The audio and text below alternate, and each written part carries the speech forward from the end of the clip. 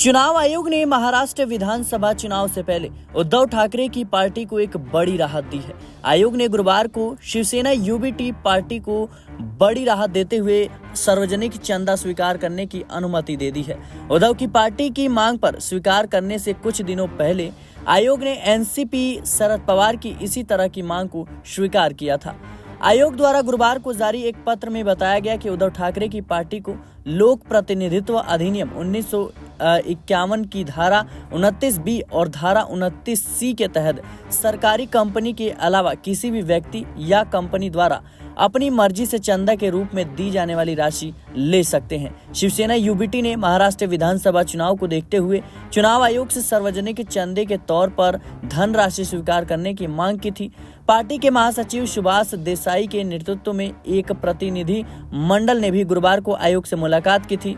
इससे पहले चुनाव आयोग ने एनसीपी शरद पवार की पार्टी को सार्वजनिक योगदान स्वीकार करने की अनुमति दी थी।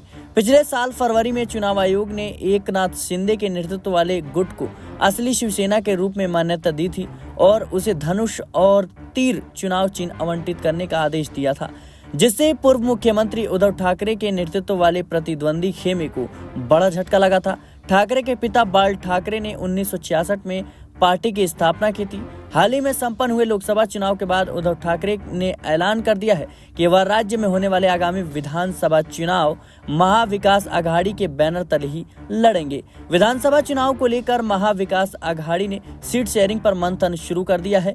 हालांकि समझौते के मूड में कोई भी नहीं नजर आ रहा है। सूत्रों के हवाले से जो खबर निकलकर सामने आई है, लोकसभा चुनाव में अच्छे प्रदर्शन के बाद शिवसेना यूबीटी विधानसभा चुनाव में करीब 115 से 125 सीटों पर चुनाव लड़ने की तैयारी में है। वहीं कांग्रेस पहले साफ कर चुकी है कि वह 150 सीटों पर चुनाव लड़ेगी।